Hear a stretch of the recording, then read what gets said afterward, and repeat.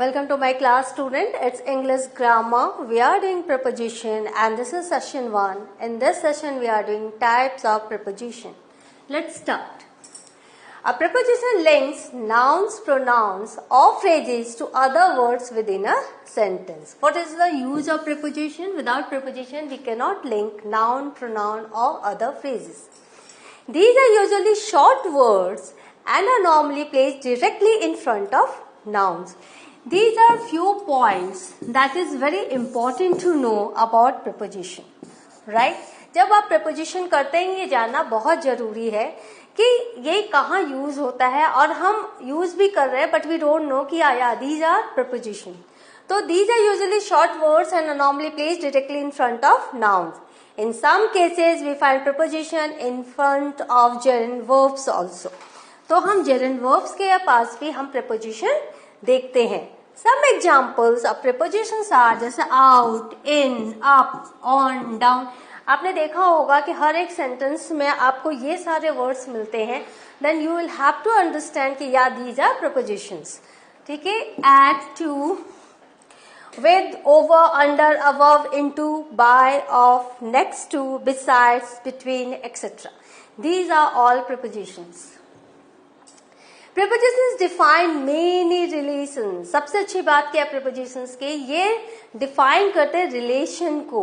जो object है, जो subject है, उनके relation को preposition define करते हैं sentence में. On the basis of relation, they show their types are as follow. तो जो relation वो show करते हैं subject and object के बीच में, उन्हीं को ध्यान पे रख के इनके कई types हैं. What are the types of preposition?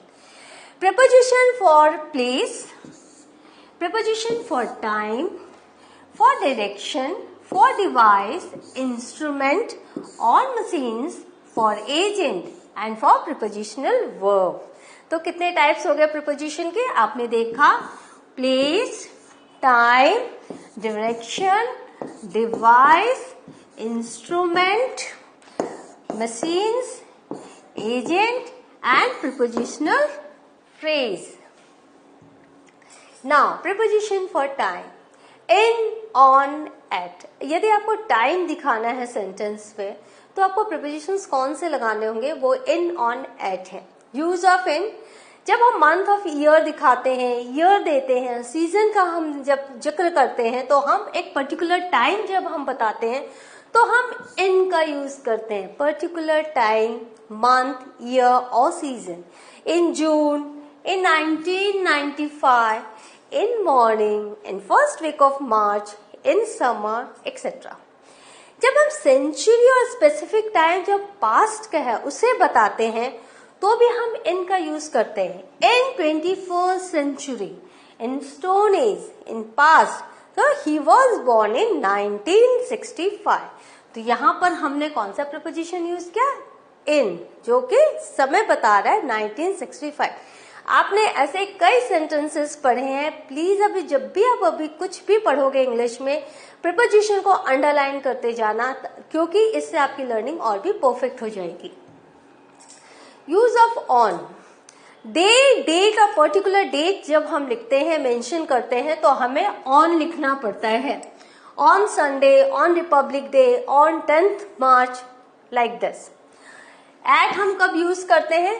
Time of clock और शॉर्ट एंड प्रिसाइज टाइम. जब घड़ी का समय हमें बताना रहता है तो एट का यूज करते हैं. And short and precise time जब हम बताते हैं. Example, at 5 o'clock, at sunset, at lunch time, at the moment, etcetera. The concert will start at 9 o'clock. You cannot write in, you cannot write on, only at. So it's very important to learn preposition. Now, use of at.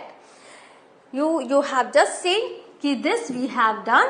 It's the concert. The concert will start at 9 o'clock. Preposition for place. अभी हमने time का जाना, अब हम place में, यहाँ भी आप देख लो इन, ऑन, एट है. तो आप देखोगे कि कैसे सेंटेंस में आप क्या बताना चाह रहे हो, उस हिसाब से आपका प्रीपोजिशन भले ही वो रहे, सेम रहे, but according to the context of your sentence it changes, its meaning changes.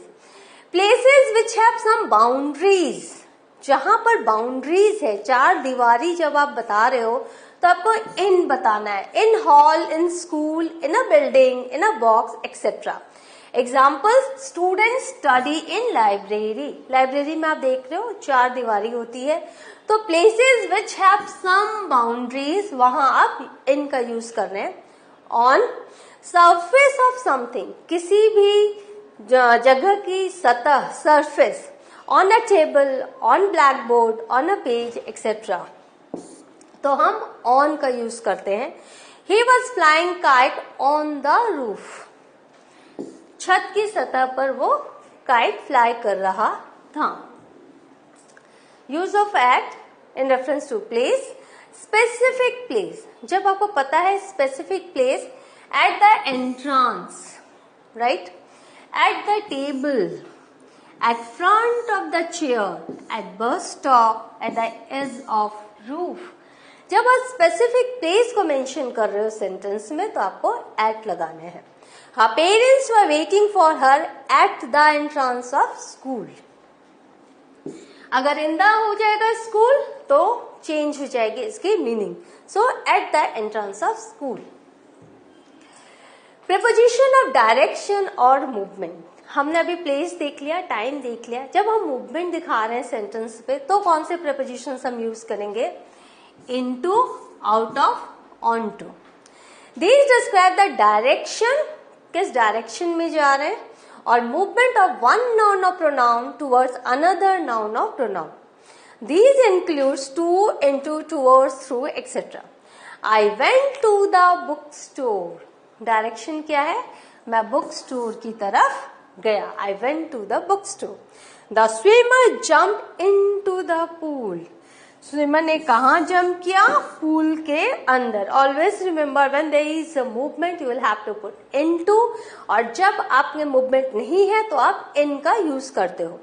The dog was coming towards him, right. तो इस तरह से आपने देखा डायरेक्शन का पता हमें प्रीपोजिशन के से चलता है. Prepositions of manner, on, in, with, by. किस तरह से हम रिलेशन है नाउन प्रोनाउन का, सब्जेक्ट या object. These describe the way or means by which something happened or happens when used in a sentence. Example, he goes to work by train. वो कैसे जाता है काम के लिए? वो by train जाता है. I came there in a taxi. The boy speaks like an old man. तो आपने देखा कि इन यहां भी है लेकिन यहां पर उसका जो कॉन्टेक्स्ट है, इसका जो रेफरेंस है वो चेंज हो गया है, मीनिंग चेंज हो गया है. बट प्रीपोजिशन इन आपने टाइम में भी देखा, प्लेस में भी देखा, और आप मैनर में भी देख रहे हो. Prepositions of measure, of, by. तो हम मेजरमेंट जब करते हैं तो भी हम प्रीपोजिशंस का यूज करते हैं. These connect the quantity of the noun with the noun itself when used in a sentence. तो ये नाउन के क्वांटिटी को बताता है, जबकि सेंटेंस में जब हम नाउन को हम यूज कर रहे हैं. For example, I bought a pound of चीज. कितना हमने चीज लिया? पाउंड ऑफ चीज today. 1/3 of the students were present in the class. तो जब हम मेजरमेंट कर रहे हैं तो भी हम क्या कर रहे हैं? ऑफ का यूज कर रहे हैं. This shop sells cloth by the yard, है ना, बाय मीटर, बाय यार्ड. तो इस तरह से कहाँ बाय लगना है, कहाँ ऑफ लगना है, and this you need to learn. आप कहीं भी तुक्का नहीं लगा सकते, आपको पूरा का पूरा लर्न करना है प्रीपोजिशन कहाँ कैसे लगाना है, क्योंकि अगर आपने गलत प्रीपोजिशन लगा दिया तो पूरे सेंटेंस की जो मीनिंग है वो चेंज हो जाती है. प्रीपोजिशंस ऑफ सोर्स और एजेंट, किस सोर्स में कैसे हम वो सेंटेंस में नाउन और प्रोनाउन का यूज हो रहा है. From, by. These convey that one noun or pronoun has originated from another noun or pronoun in the sentence. तो एक नाउन और प्रोनाउन जो कि सब्जेक्ट है वो ओरिजिनेट हुआ है दूसरे नाउन और प्रोनाउन से सेंटेंस में. The earth receives light from the sun. तो here the agent is or source is from the sun. तो sun है तो from the sun. This poem is written by me, तो किसके द्वारा पोएम लिखी गई है? मेरे द्वारा, तो by me. He did the help from gratitude, तो इस तरह से आप देख रहे हो किस तरह से सोर्स और एजेंट पे हम फ्रॉम एंड बाय का यूज कर रहे हैं।